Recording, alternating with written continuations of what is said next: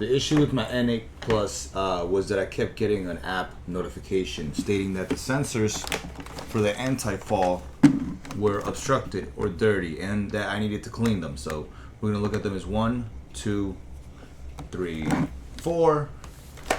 We got 5 and you got 6 right here. There are no sensors in the rear of the unit. Those sensors right there, they're infrared sensors. They have an emitter and they have a receiver. If one of those goes bad, you're gonna have an issue. You're gonna have one of those messages coming up. And I do plan making a video on how to check each individual sensor without having to open it. So stay tuned for that video as well. All you need is a cell phone to really check it. But when I checked it with my cell phone and saw that there was no sign of damage to my sensors, then the next thing that I had to do was open it up and see if another sensor was maybe unplugged. So to open it, I'm going to show you right now. I'm going to do it in real time. First step in servicing any unit is you turn it off. So next thing you're going to do is you're going to take out your sensor. Next thing you're going to do is you are going to take off this front plate.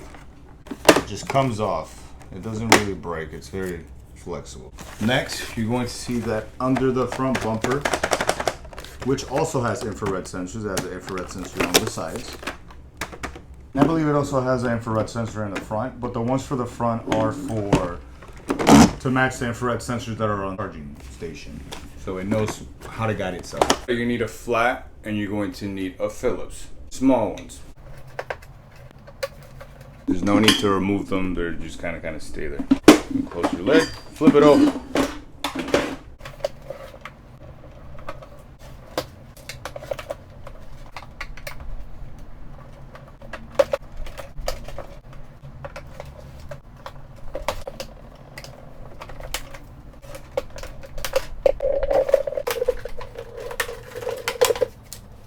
Look at a 1 bolt, 2 bolt, 3, 4.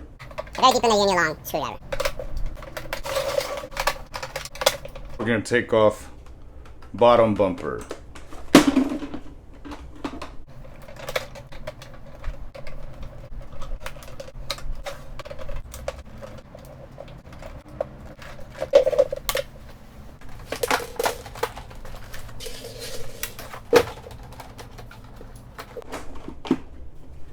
Sensors.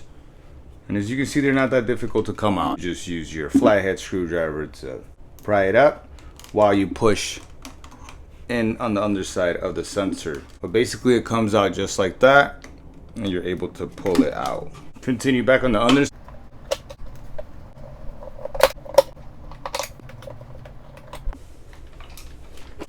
Flat screwdriver. You can just use your screwdriver to pry on the sides, and eventually kind of look like this now.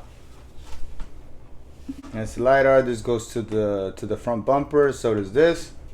Now we got our other sensor. Our other sensor is going to be right here. If you can see right here, it looks exactly like the one that's beside it. You got one over here, one over here, one over here, one over here.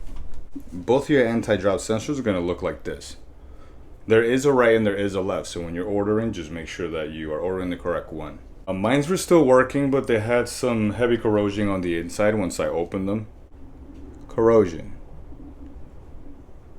They were still working, but I guess they were creating enough resistance, or maybe just not communicating correctly. This receives a signal that this sends like a light pulse, and it reflects off the ground, and then it's able to be picked up. If one of those isn't picking or receiving, your vacuum thinks that it's like falling off a cliff or something, and it doesn't want to proceed forward. So what was wrong with mine is it kept going backwards. It only traveled backwards. So both sides look exactly like this. They only have two. So you order the right and the left. The two front ones over here and over here, those are on their own separate ones. So if you want to look for the front ones, you look for the front ones. But for these, which are the ones that are mostly likely to go out because of the fact that you got the water tank right underneath it. And you also got the pump for the water right here next to the right side sensor. Those are usually the ones that go bad. And the two front ones are usually fine. They're the furthest away from the water source. Also, when you store your vacuum, empty out the water. This is exactly why mine broke. It could also corrode your control boards and I'm pretty lucky that it didn't. Zoom in a little bit. This is the harness for the sensor, right? Then you got a blue and you got a purple. And it's going to be this one right here. You put it underneath here. You put it around here. Clip that in, right? I got the little clip right here. Then you're rerouting both your wires. You see them right here. That one ends right here and routed the other one underneath for this other sensor that's on this side, right underneath this pump. Take off these. The pump comes completely out and then you're able to access it pretty well. Sometimes everything comes off, but just make sure that everything is plugged in correctly before you assemble everything back together. We're gonna assemble it back together on a time lapse.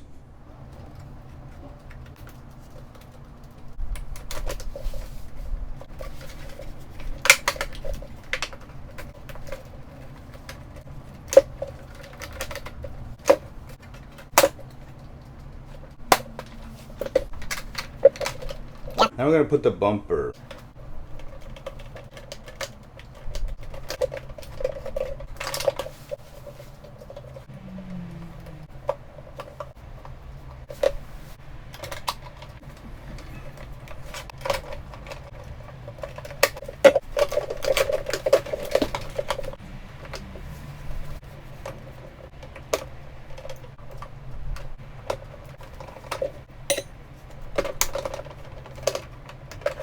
Make sure that your bumper is putting back as well. You want to make sure you didn't accidentally pinch anything in there. Oh, push it in. If you have to force this down, you have something misaligned. Turn it back on. At this point, it should just turn on. You can just fix it yourself now. The parts are like $20 each. $20 for the right sensors, $20 for the left sensors. All right, guys. Thank you for watching. Subscribe, like, and all that kind of stuff. Yes, bye.